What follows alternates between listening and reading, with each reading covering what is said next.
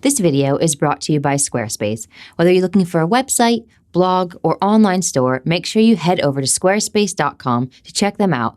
Use the code AmandaRay to grab yourself a lovely 10% off.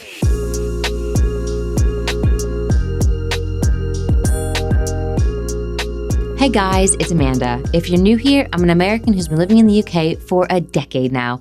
I still can't believe it. But since moving here, and even more so when I started making these videos, I've come across some things that Americans do that get on my lovely British friends' nerves.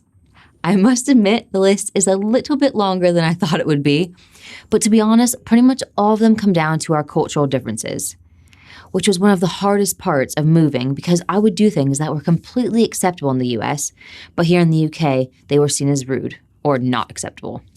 Oh, and I want to quickly mention that I'm not saying every British person will be annoyed by everything on this list. And on the flip side of that, not every American does all of these as well. But if you could only choose one thing that annoys you about Americans, what would it be? Please politely put it in the comments below. Number 1, the English language.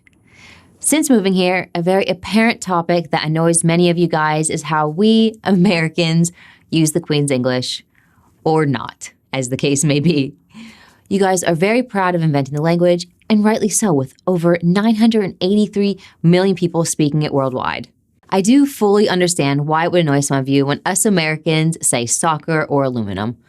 Why have we changed the language so much over the years? Well, with influences from Spanish, German, and French settlers, that could have been one of the main reasons, or simply just to show independence from our British rulers. I'm not sure. Maybe someone could shed some historical light on it for me. Number 2, speaking too loudly. Yes, I suppose we can be loud at times, especially when we're out in large groups. Everyone's chatting away, not necessarily paying attention to our surroundings. Of course, that is a massive generalization, but it really just comes down to the fact that culturally, we are just a bit more out there with our high fives and woohoos, whereas the British are more reserved in my experience. However, you only have to head down to the local pub on a Friday night to see that you guys can get just as loud as the rest of us. But it's appropriate, as you'd expect that sort of noise in a pub.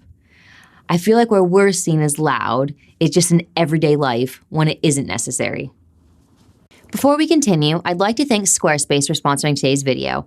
If you need a website, write a blog, have things to sell, or simply just need an online presence, Squarespace is, in my opinion, your only option. It has tons of award-winning templates for you to choose from, 24/7 customer service for any questions you may have, and it's an all-in-one platform, so you don't need to know anything about web design or coding. I've personally made my own website, which, quite frankly, was something I never thought I'd be able to do.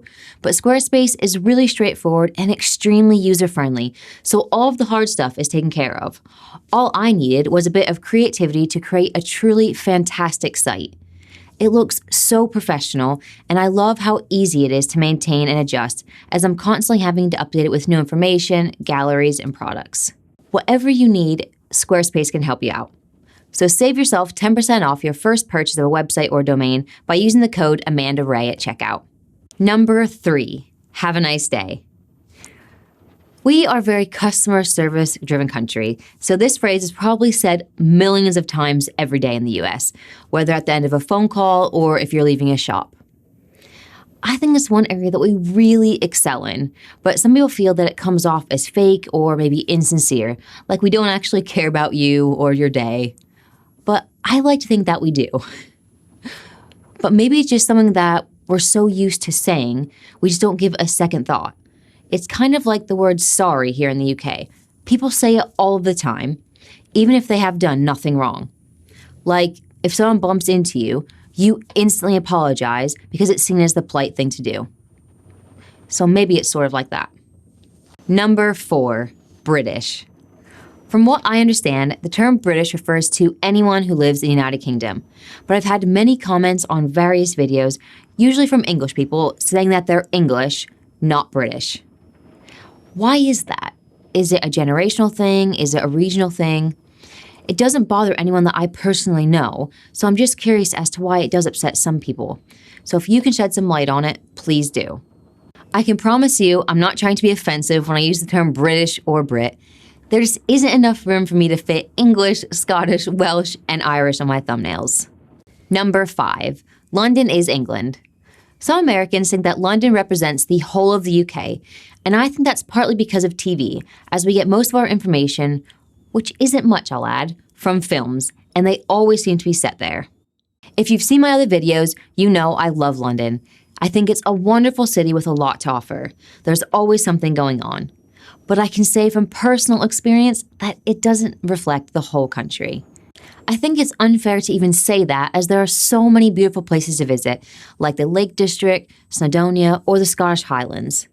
And there are so many other places on my bucket list that I haven't had the chance to visit yet, so I'm really looking forward to traveling again. Number 6, do you know the Royals? I can't imagine people actually asking this, but apparently it's quite a common occurrence, especially with tourists in London. I mean, what do they expect?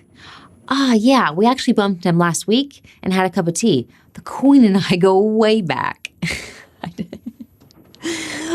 I honestly don't know why we would ask that. Maybe it's because the country is smaller than the US, so they think everyone knows everyone. I'm not sure. I don't have an answer for that one. As I've said earlier, I think most of these just come down to our cultural differences. I can't speak for every American out there, but I'm never intentionally trying to be annoying or rude. I don't think anyone would. But those are just some of the things that I've personally come across and some things that you guys have mentioned in the comments. Remember to let me know the one thing that you find most annoying about Americans. And as always, if you haven't already, please subscribe to my channel, smash that like button if that's what you're into, and I'll see you in the next video.